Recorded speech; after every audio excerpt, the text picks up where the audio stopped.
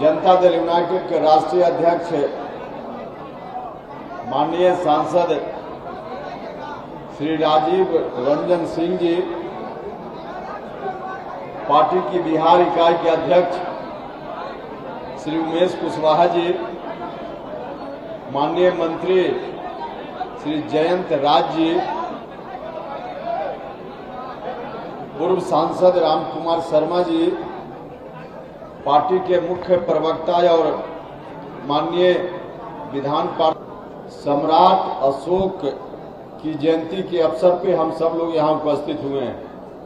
उनको याद करने के लिए, उनके चरणों में श्रद्धा सुमन अर्पित करने के लिए, तो सबसे पहले मैं अपनी ओर से, आप सभी लोगों की ओर से सम्राट अशोक के चरणों में श्रद्धा सुमन अर्पित करता हूं, उनके प्रति श्रद्धांजलि व्यक्त करता हूं।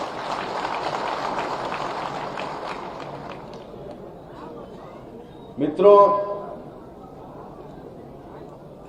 इस तरह के कार्यक्रम की नितांत आवश्यकता होती है, क्योंकि सम्राट अशोक जैसे महापुरुष अगर ऐसे अवसरों पर और बाकी अवसरों पर इनको याद करने की परंपरा आगे न बढ़े तो फिर इनके विचारों का प्रचार प्रसार अवरुद्ध हो जाएगा। इसलिए इस तरह के कार्यक्रम की आवश्यकता है और इसी बात को ध्यान में रखते हुए हम हृदय से धन्यवाद देना चाहते हैं बिहार के मुख्यमंत्री और हम सभी के नेता नीतीश कुमार जी को कि उन्होंने आज नहीं वर्षों पहले इस परंपरा की शुरुआत बिहार में की।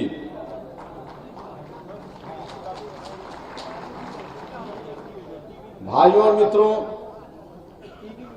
आज आवश्यकता है इस बात की कि उनके विचारों का प्रचार प्रसार जितना अधिक से अधिक हो सके उतना हम सब लोग मिलकर करें। यह हम सब लोगों का दायित्व बनता है, हम लोगों का कर्तव्य बनता है, क्योंकि अलग तरह की भी कोशिश समाज में चलते रहती है। एक तरफ ऐसे महापुरुषों के विचारों को आगे बढ़ाने की कोशिश और दूसरी ओर इनके विचारों को रोकने का भी प्रयास, दोनों ताकतें साथ साथ चलती है और ऐसी ताकत चल रही है समाज में जिसे सम्राट अशोक के विचारों को भी अवरुद्ध किया जाए, उनके इतिहास को भी धूमिल कर दिया जाए, उनकी छवि को भी धूमिल कर दिया जाए, यह प्रयास भी साथ साथ चलता रहता है।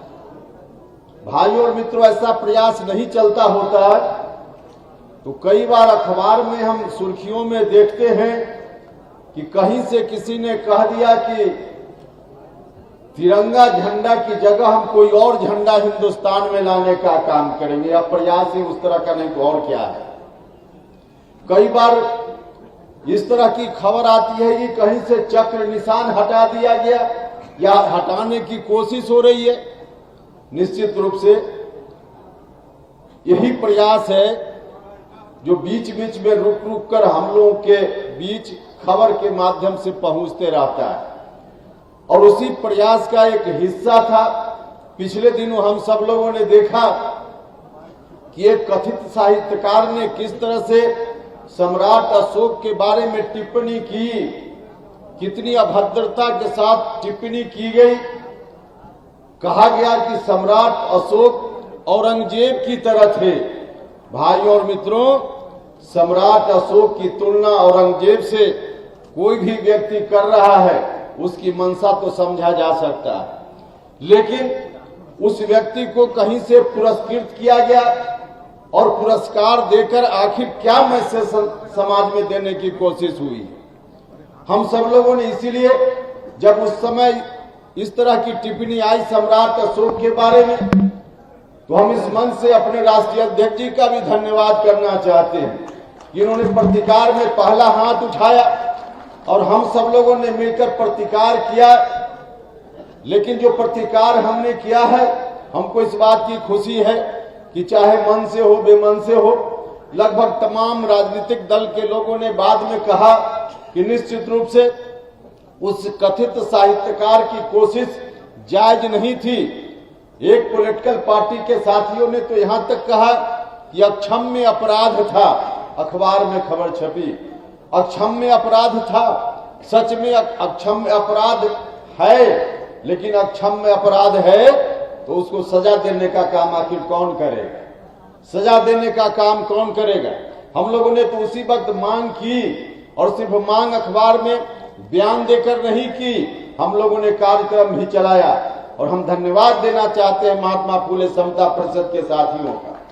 कोरोना का समय था, वैशाली से लेकर पटना कुम्हरार तक एक काफिला निकला, और उस काफिला के हजारों गाड़ियों का काफिला, और उसके माध्यम से भी तमाम इस तरह के प्रयासों के माध्यम से हमने कहा कि उस व्यक्ति को जो पुरस्कार दिया गया है उसको अविलंब वापस लेने का काम होना चाहिए। हम लोगों की मांग आज भी ज्यों की त्यों पड़ी है। हम आज भी इस मंच से उस मांग को पुरजोर तरीके से आपके माध्यम से दोहराते हैं कि उस कथित साहित्यकार को जो दिया गया पुरस्कार है, उस पुरस्कार को वापस लेने का काम करना चाहिए। वापस लेने का काम कीजिए, क्योंकि उस व्यक्ति ने एक साजिश के तहत सम्राट अशोक की छवि को धूमिल करने का प्रयास किया है। इसलिए उसके पुरस्कार को वापस लेना चाहिए, उसको सजा देने का काम जरूरी है। तो भाई और मित्रों, इस तरह की कोशिश निरंतर चलते रहती है। तो दोनों तरह के लोग हैं। एक तरफ हैं हम लोगों जैसे लोग जो इस कोशिश में निरंतर लगे हुए रहते हैं। अब बिहार का मामला आया तो हमारे आदरणीय नेता नीतीश कुमार जी ने क्या क्या किया है सम्राट अशोक की गरिमा को आगे बढ़ाने के लिए, बताने की जरूरत बहुत नहीं होनी चाहिए थी, लेकिन कुछ बात बताने की जरूरत पड़ जाती है। कल ही कहीं हमने देखा कि किसी नेता ने दावा किया कि जो सार्वजनिक रूप से अवकाश की घोषणा बिहार सरकार ने की, उसमें किसी दल विशेष ने विशेष प्रयास किया, इसके चलते अवकाश की घोषणा माननीय मुख्यमंत्री जी ने की। अब उनको पता भी शायद नहीं ठीक से है, या तारीख भी उन्होंने नहीं देखी और ऐसे ही बयान दे दिया। भाई और मित्रों, जिस वक्त आदरणीय नेता नीतीश कुमार जी के नेतृत्व में बिहार सरकार ने सार्वजनिक अवकाश घोषित करने का फैसला किया था, उस वक्त भारतीय जनता पार्टी की मदद से सरकार नहीं चल रही थी। उस समय जो सरकार थी जनता दल यूनाइटेड अलग गठबंधन में उस समय सरकार चला रही थी, और उस सरकार के मुखिया नीतीश कुमार जी ने तब निर्णय लिया था। इसलिए कोई व्यक्ति इस तरह से बयान देते हैं, उनको समझना चाहिए 2015 में जनता दल यूनाइटेड ने अलग गठबंधन बनाया था।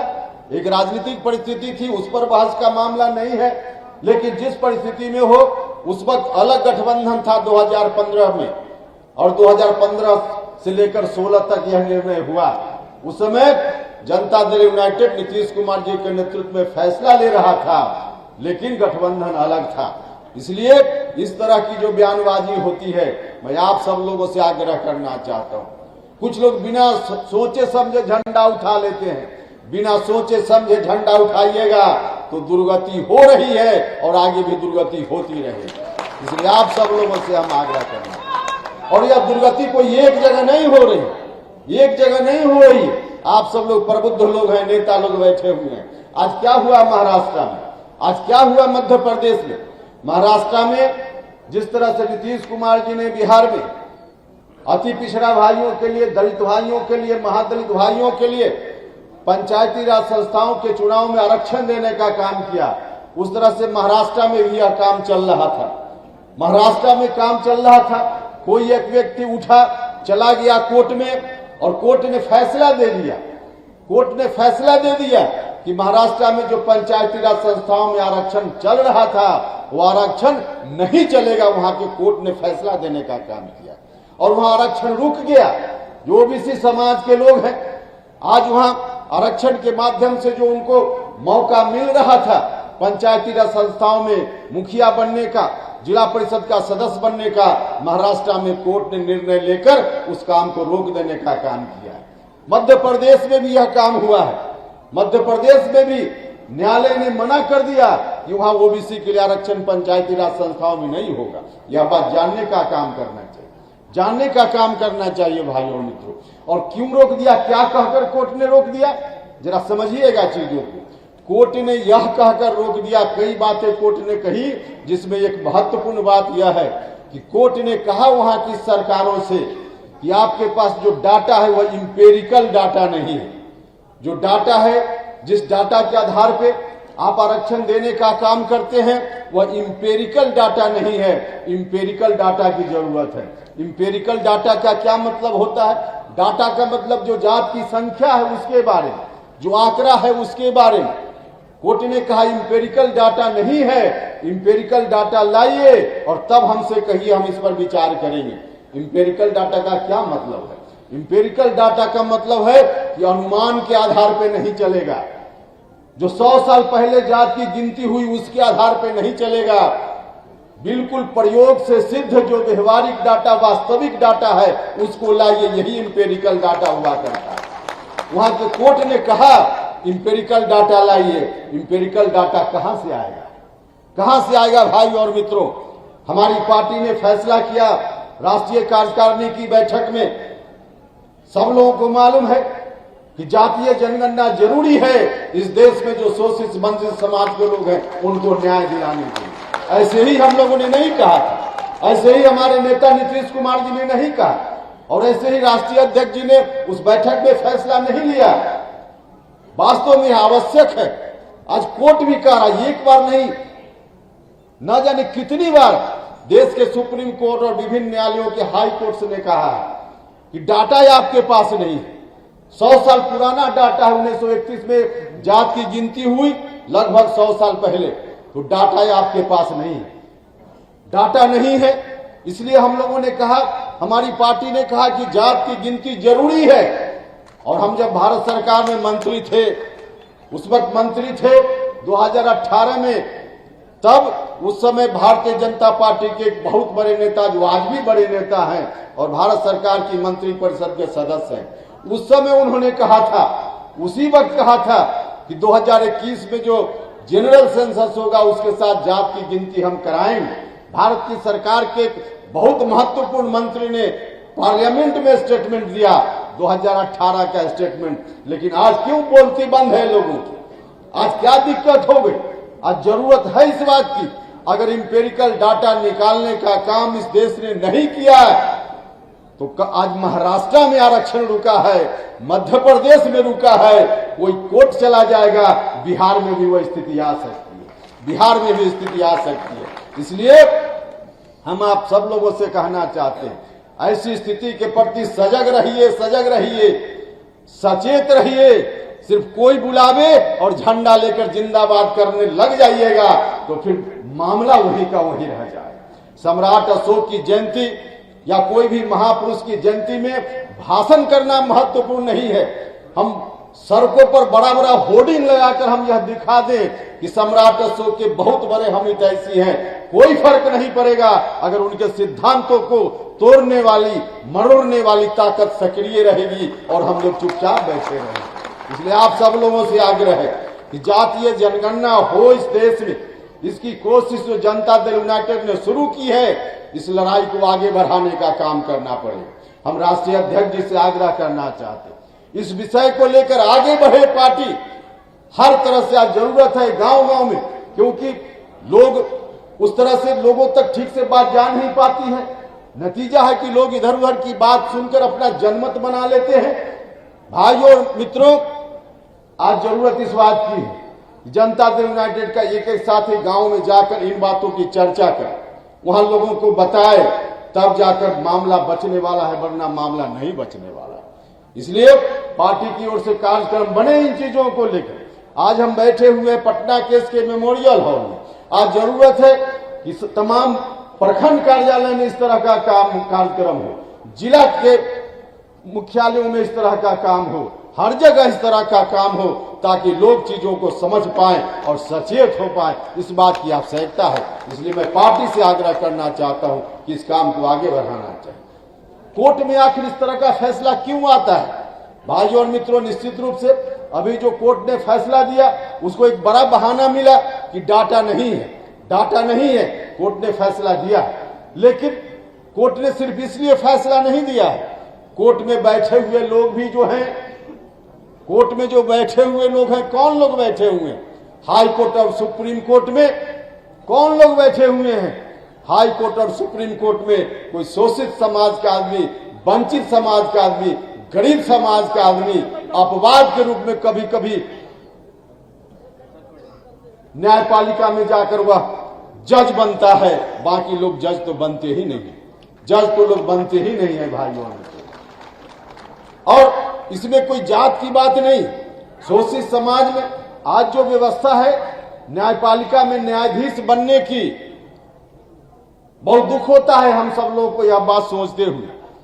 आज डेमोक्रेसी की हम दुहाई देते हैं, दुनिया में सबसे बड़ा डेमोक्रेटिक स्टेट हमारा, कंट्री हमारा, हम इस बात की दुहाई देते हैं। लेकिन जो प्रजातंत्र के अलग अलग अंग होते हैं, व्यवस्थापिका, कार्यपालिका, न्यायपालिका, व्यवस्थापिका कार्यपालिका में तो निश्चित रूप से थोड़ी कोशिश है कि जनतांत्रिक व्यवस्था के आधार पर, वह जनतांत्रिक सिस्टम के आधार पर यह चले। लेकिन मुझको कहने में कोई हिचक नहीं है कि देश में जो सबसे बड़ा प्रजातंत्र का हिस्सा न्यायपालिका, उसमें आज भी डेमोक्रेसी नहीं है, गैर संवैधानिक व्यवस्था है, गैर प्रजातांत्रिक व्यवस्था है। आज जो व्यवस्था है न्यायाधीशों की नियुक्ति की व्यवस्था, उस व्यवस्था के रहते हुए आप छोड़ दीजिए किसी दलित समाज का आदमी न्यायपालिका में जज बनता है कि नहीं बनता, कोई अति पिछड़ा समाज का आदमी न्यायपालिका में जज बनता है कि नहीं बनता है। आज जो सिस्टम है उस सिस्टम के तहत गरीब घर का कोई ब्राह्मण परिवार का भी नौजवान, कोई राजपूत भूमिहार समाज का भी नौजवान अगर गरीब घर का है, पैसा नहीं उसके पास, पहुंच नहीं है, तो वह भी न्यायपालिका में, सुप्रीम कोर्ट, हाई कोर्ट में जज नहीं बन सकता है। आज इसी स्थिति में चल रहा है। यही न्याय वहां बहाली की प्रक्रिया है। जज लोगों की एक कमेटी होती है और वो कमेटी के लोग बैठते हैं, अपनी जेब से पुर्जा निकालते हैं और जिसका नाम लिख दिया वही लोग जज बन जाते हैं। बस यही जज बनने की प्रक्रिया है, कोई प्रक्रिया नहीं। एक किरानी की बहाली के लिए परीक्षा होती है, इंटरव्यू होता है, लेकिन जज की बहाली के लिए कोई परीक्षा नहीं, कोई इंटरव्यू नहीं। इसलिए यही कारण है कि आज मुश्किल से 300 साढ़े 300 परिवार के लोग हिंदुस्तान में हाई कोर्ट और सुप्रीम कोर्ट में जज बने हुए, जज बने हुए। तो ऐसी व्यवस्था क्या कबूल है हमको? और ऐसी व्यवस्था जब तक रहेगी गरीबों को न्याय मिल सकता है क्या? नहीं मिल रहा है, नहीं मिल रहा है। और जब तक गरीबों को न्याय नहीं मिले, समाज में जो विषमता है वह विषमता नहीं समाप्त होगी। और जब तक समाज में विषमता नहीं समाप्त होगी, तब तक सम्राट अशोक के चरणों में हम सच्ची श्रद्धांजलि अर्पित कर रहे हैं, यह नहीं संभव, नहीं संभव। इसलिए हम आप सब लोगों से गुजारिश करना चाहते हैं, इन चीजों पर हम लोगों को सचेत होना चाहिए, सजग होना चाहिए। हमारी पार्टी हर तरह से सजग है, सचेत है, लेकिन और मजबूती से लोगों के बीच बात को ले जाने की जरूरत, और मजबूती से ले जाने की जरूरत। कोशिश तो बहुत तरह से हो रही, कुछ और चर्चा करेंगे तो राजनीति की बात ज्यादा हो जाएगी, इसलिए हम अब बहुत चर्चा नहीं करेंगे। लेकिन एक दो बात हम जरूर आपके बीच कहना चाहें। चाहे जिस तरह का प्रयास हो, दो चीज पर हम समझौता नहीं करने वाले हैं, दो चीज पर हम समझौता नहीं करने वाले हैं। एक हमारा नेतृत्व, हम इस पर कोई समझौता नहीं करने वाले हैं। बिहार में नीतीश कुमार जी हमारे नेता हैं, रहेंगे, बिहार के मुख्यमंत्री हैं, रहेंगे। इस पर हम किसी भी परिस्थिति में समझौता नहीं कर सकते, हम नहीं कर सकते समझौता। और दूसरी चीज जो हमारा सिद्धांत है, जिन सिद्धांतों पर हमारी पार्टी चल रही है, उससे भी हम कोई समझौता नहीं कर सकते। हम उससे आगे पीछे हम नहीं हो सकते, हम उन्हीं सिद्धांतों पर चलने का काम करें।